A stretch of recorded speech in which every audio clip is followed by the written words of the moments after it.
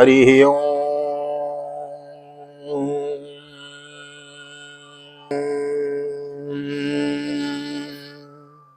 जय श्री राधे, जय श्री कृष्ण। आप सभी को once again welcome to our channel. आप ही के चैनल पे आप सभी का स्वागत है। वीके वीपीएस परिवार श्री धाम वृंदावन।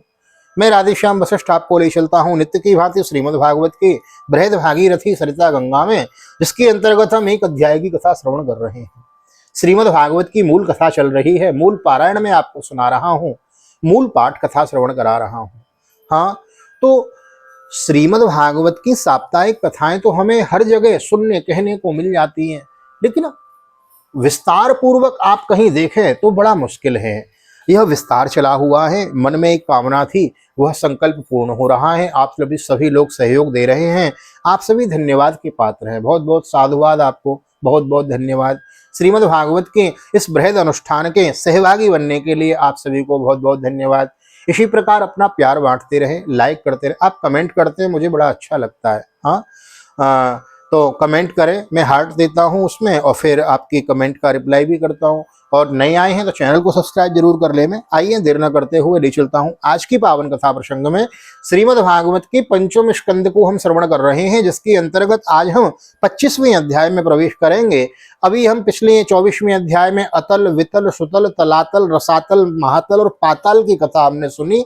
अब हम जो है संकर्षण, विवरण आदि यह कथा श्रवण करेंगे। और इसके आगे जो 26वां अध्याय आएगा ना, तो this is the most important chapter in the life, because उसमें बताया गया है कि 28 प्रकार के नरकों में हम कौन कौन सा पाप करने के कारण हमें किस किस नरक में जाना पड़ता है।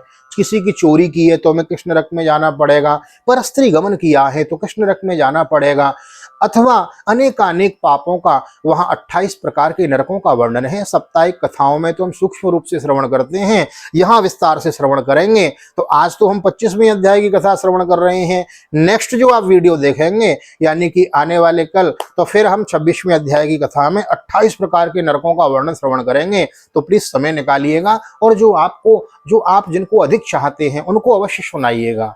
हाँ, क्योंकि हमसे ऐसा कोई, ये मानव तन क्या है, यह मानव तन यह एक प्रकार का खेत है, और हमारा मन क्या है, वह मन एक प्रकार का किसान है। और पाप और पुण्य क्या है, ये दो प्रकार का बीज है। हाँ, कबीरा यह तन खेत है, मनसा भयो किसान, पाप पुण्य दो बीज हैं, गुने तो बुवे लिदान। हाँ, तो जैसा हम बोएंगे वैसा हमको मिलता है। तो 28 प्रकार के नरकों की कथा है, बड़ा इंपोर्टेंट चैप्टर है। तो मेरी आपसे विशेष रूप से प्रार्थना है, उसको विस्तार से मैं कहूंगा तो आप समय निकाल के उसको श्रवण करें। बालकों को जरूर सुनाएं। भागवत की बृहद कथा हम श्रवण कर रहे हैं, तो इसको मिस ना करें। बुजुर्गों को सुनाएं, बालकों को सुनाएं, अपने व्हाट्सएप ग्रुप्स में, फेसबुक आईडी पे शेयर करें। शेयर करने से आपको और अधिक लाभ की प्राप्ति होगी। आइए देर न करते हुए ले चलता हूं आज की पावन कथा प्रसंग में। सर्वप्रथम करेंगे भगवान नाम संकीर्तन। श्री कृष्ण गोविंद हरे मुरारी, हे नाथ नारायण वासुदेव। श्री कृष्ण गोविंद हरे मुरारी, हे नाथ नारायण वासुदेव। हे नाथ नारायण वासुदेव, हे नाथ नारायण वासुदेव। श्री कृष्ण गोविंद हरे मुरारी, हे नाथ नारायण वासुदेव।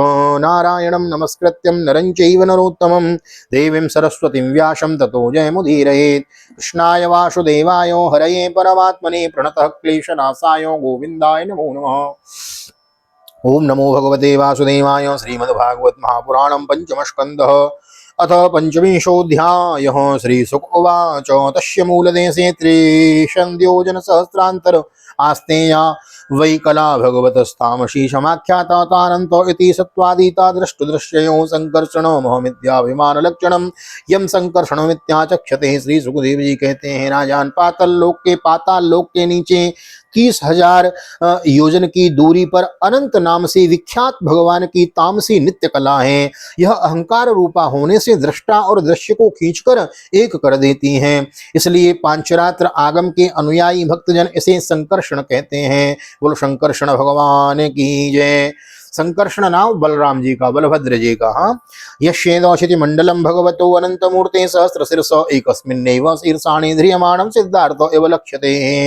इन भगवान अनंत के 1000 मस्तक हैं, उनमें से एक पर रखा हुआ यह सारा भूमंडल सरसों के दाने के समान दिखाई देता है।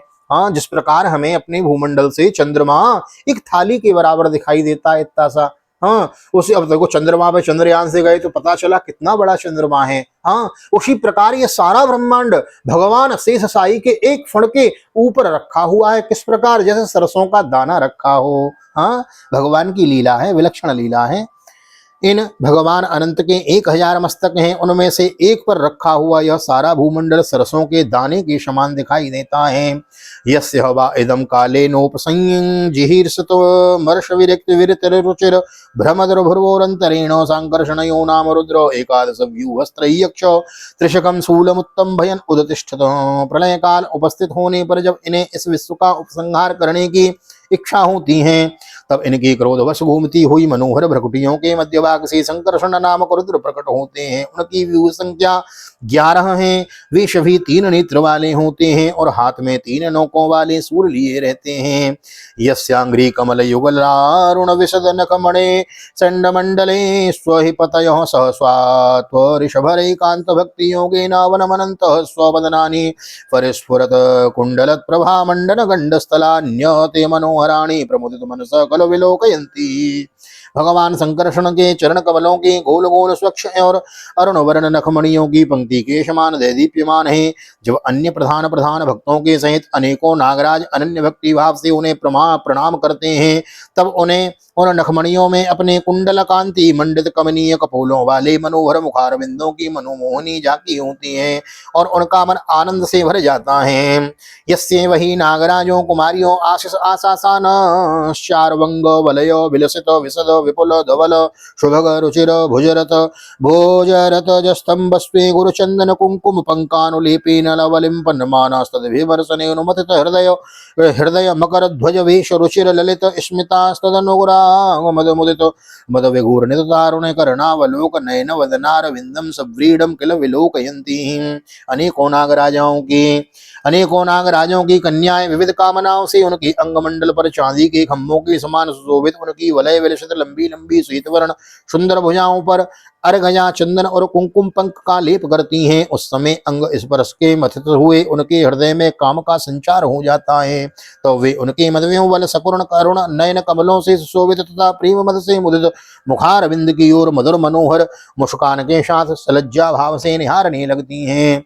स एव भगवान अनंतो अनंत गुणार्णव आदिदेव उपसंयतामर सरोसवे गोलोकानां सस्ते आस्ते ध्यायमाना सुरासुरोरग सिद्ध गंधर्व विद्याधर मुनिगणैरनवरतर वनरतर मुदित विकृत विहुवल लोचन सुललित मुख रेखा मृते नाप्यायमाना स्वपार्षद विबुध युतपयूत विबुध यूथपति न परिम्लान राघवत वलुतसिका मूद मध्वासवेन माद्यन्त मधुकर व्रात मधुर गीत श्रियं वैजयन्तीं स्वां वनमालां नीलवासा एक कुंडलो हलकुद्दीकृत सुभगत सुंदर भुजो भगवान माहेन्द्रो वारणेन्द्रो एव कांचनीं कक्षामुदार लीनो विवर्तीं।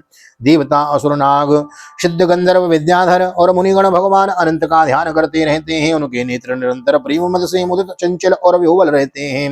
वे सुललित वचनामृत से अपने पार्षद और देवयूथों को पर संतुष्ट करते रहते हैं। उनके अंग पर नीलांबर और कानों में केवल एक कुंडल जगमगाता रहता है तथा उनका शुभग और सुंदर हाथ हल्की मूठ पर रखा रहता है। वे उदार लीला में भगवान शंकरषण गले में वैजयंती की माला धारण किए रहते हैं, जो साक्षात इंद्र के हाथी ऐरावत के गले में पड़ी हुई है। सुवर्ण की श्रृंखला के समान जान पड़ती, जिनकी कांति कभी फीकी नहीं पड़ती, ऐसी नवीन तुलसी की गंध और मधुर मकरंद से उन्मत्त हुए भौरे निरंतर मधुर गुंजार करके उनकी शोभा बढ़ाते रहते हैं। यो एषो एव मनुस्मृतो ध्यायमानो मुमुक्षूणान्मनादि काल कर्म वासना ग्रथितो विद्यामयं हृदय ग्रंथिं सत्व रजस्तमोमयं अंतर हृदयं गत आसून विनंती तस्यानुभावान् भगवान स्वयंभुवो नारदो सहतं वरुणा सभायां ब्रह्मण संश्लोकयामास परीक्षित। इस प्रकार भगवान अनंत महात्म श्रवण और ध्यान करने से मुमुक्षुओं के हृदय में आविर्भूत होकर उनकी अनादिकालीन कर्मों वासनाओं से ग्रसित सत्वरज और तमोगुणात्मक अविद्यामयी हृदय ग्रंथि को तत्काल काट डालते हैं। उनके गुणों का एक बार ब्रह्मा जी के पुत्र भगवान नारद ने तुम्बुरु गंधर्व के साथ ब्रह्मा जी की सभा में इस प्रकार गायन किया था। उत्पत्ति स्थित लय हेतवोस्य कल्पा सत्वाद्या प्रकृति गुणा यदीक्षयासन यद्रूपम ध्रुवम कृतम यदेकमात्मन्नानाधात् कथम वेद तस्य वर्त्म। जिनकी दृष्टि पड़ने से ही जगत की उत्पत्ति स्तुति और प्रलय के हेतुभूत सत्वादि प्राकृत गुण अपने अपने कार्य में समर्थ होते हैं, जिनका स्वरूप ध्रुव अनंत और अकृत अनादि है तथा जो अकेले होते हुए ही इस नानात्मक प्रपंच को अपने में धारण किए हुए हैं, उन भगवान शंकर्षण के तत्व को कोई कैसे जान सकता है। मूर्तिम न पुरु कृपया बभार सत्वम मूर्तिम न पुरु कृपया बभार सत्वम संशुद्ध सत्सदिदं विभवाति यत्रो यल्लीला मृगपति राधदेन वद्या मादातुम स्वजन मनांशुदार वीर्यो। जिनमें यह कार्य कारण रूप सारा प्रपंच भास रहा है तथा अपने निजनों का चित्त आकर्षण करने के लिए की हुई जिनकी वीरता पूर्ण लीलाओं को परम पराक्रमी सिंह ने आदर समान कर अपनाया है, उन उदारवीर संकर्षण भगवान ने हम पर बड़ी कृपा करके यह विशुद्ध सत्वमय स्वरूप धारण किया है। यन्याम श्रुतमनुकीर्तयेद अकस्मादार्तो वा यदि पततः प्रलम्भनाद्वा हन्त्यं हन्त्यः सपदि नृणामसे समन्यम कम से साथ भगवतः आश्रयेन मुमुक्षुः। जिनके सुने सुनाने नाम का कोई पीड़ित अथवा पतित पुरुष अकस्मात अथवा हंसी में भी उच्चारण कर लेता है, वह पुरुष दूसरे मनुष्यों के भी सारे पापों को तत्काल नष्ट कर देता है। ऐसे शेष भगवान को छोड़कर मुमुक्षु पुरुष किस किसका आश्रय ले सकता है। मूर्धन्यर्पित मणुवत् सहस्र मूर्धनो भूगोलम सगिर सरित समुद्रत्वम आनंत्यादिनमित्य विक्रमश्य भूम्न को वीर्यान्यधिगणे सहस्र गणेत्य सहस्र जुह्वो। यह पर्वत नदी और समुद्र आदि से पूर्ण संपूर्ण भूमंडल उन सहस्र शीर्षा भगवान के एक मस्तक पर एक रजकण के समान रखा हुआ है। वे अनंत हैं, इसलिए उनके पराक्रम का कोई परिमाण नहीं है। किसी के हजार जीवे हैं तो उन सर्वव्यापक भगवान के पराक्रमों की गणना करने का साहस वह कैसे कर सकता है। एवं प्रभावो भगवान अनंतो तुरंत वीर्यो रुगुणानुभावो मूले रसायातित आत्महंत्रो यो लीलया क्ष्मां स्थितये विवर्ति। वास्तव में उनके वीर्य अतिशय गुण और प्रभाव असीम है। ऐसे प्रभावशाली भगवान अनंत रसातल के मूल में अपनी ही महिमा में स्थित स्वतंत्र हैं और संपूर्ण लोकों की स्थिति के लिए लीला से ही पृथ्वी को धारण किए हुए हैं। एता यो वै वनभिरुपगतन्त्वा गंतव्याः गतयो यथा कर्मभिर्निर्मिता यथोपदेश मनोवर्णिता कामान कामयमानैः। राजन, भोगों की कामनाओं वाले पुरुषों की अपने कर्मों के अनुसार प्राप्त होने वाली भगवान की रची हुई ये गतियां हैं। इन्हें इस प्रकार मैंने गुरु मुख से सुना था, उसी प्रकार मैंने तुम्हें सुना दिया है। एतावतिर्हि राजन् पुंस प्रवृत्ति लक्षणस्यो धर्मस्यो विपाकगतयो उच्चावचांसि विवेशदृशा यथा प्रश्नं याचक्ये किमन्यत् कथयामो इति। मनुष्य को प्रतिप्रवृत्ति रूप धर्म के परिणाम में प्राप्त होने वाली जो परस्पर विलक्षण ऊंची नीची गतियां हैं वे इतनी ही हैं। इन्हें तुम्हारे प्रश्न के अनुसार मैंने सुना दिया, अब बताओ और क्या सुनाऊं। स्वस्थ श्रीमद्भागवते महापुराणे पारमहंस्यां संहितायां पंचम स्कंदे भूविवर विद्युपवर्णम नाम पंचदशोत्सवः। श्री बालकृष्ण चरणार्पणमस्तु। श्री राधा कृष्ण चरणार्पणमस्तु। कृष्णाय वासुदेवाय हरये परमात्मने प्रणतक्लेशनाशाय गोविन्दाय नमो नमः। हरे कृष्ण कृष्ण कृष्ण हरे हरे, हरे राम राम राम हरे हरे। राधे कृष्ण कृष्ण कृष्ण राधे राधे, राधे श्याम श्याम श्याम राधे राधे। राधा कृष्ण भगवान की जय, भागवत भगवान की जय, श्री वेदव्यासी महाराज की जय, श्री सुखदेव जी महाराज की जय, राजा परीक्षित जी महाराज की जय, राजा रामचंद्र भगवान की जय, श्री हनुमान जी महाराज की जय, गोवर्धन नाथ की जय, यमुने महारानी की जय, वृंदावन माँ के बिहारी लाल की जय, गैया मैया की जय, तुलसी मैया की जय, अपने अपने माता पिता की जय, सदगुरुदेव भगवान की जय, आज के आनंद की जय, दामोदर मास की जय। जय जय श्री राधे, जय जय श्री राधे, जय श्री राधे श्याम, जय जय राधे जय जय श्याम। सबको मिले वृंदावन धाम, ऐसी प्रार्थना ठाकुर जी के चरणों में मिलते हैं अगली वीडियो में श्रीमद् भागवत के पंचम स्कंद के 26वें अध्याय में, जिसमें बड़े विस्तार से नरकों का वर्णन श्रवण करेंगे। तो बने रहिए, इसी प्रकार जुड़े रहिए। और जो दामोदर मास की मैं आपको दे रहा हूँ वीडियो, कार्तिक मास महात्म की कथा की, वह वीडियो भी आप श्रवण करें, उसका विशेष फल होता है। क्योंकि इस दामोदर मास में मैंने पढ़ा, आज की कथा में आप श्रवण करेंगे, जो मैंने कार्तिक की कथा दी है, कि इस मास में देवता बिल्कुल मनुष्य के पास आ जाते हैं, निकट आ जाते हैं। तो जो जो शुभ कार्य करते हैं ना, वह अक्षय अक्षय हो जाता है, अखंड हो जाता है। तो दान करना, पुण्य करना, ये बड़ा विस्तार से उसमें बताया है। तो बने रहिए, वीडियो को लाइक करके जाइए, शेयर करके जाइए, नए आए हैं तो चैनल को सब्सक्राइब करके जाइए। मिलते हैं अगली वीडियो में, तब तक के लिए श्री धाम वृंदावन से भागवत निकेतन बाल गोपाल जी का दर्शन करते हुए आप सभी को हृदय से प्यार भरी जय श्री राधे, जय श्री कृष्ण, हरि ओम।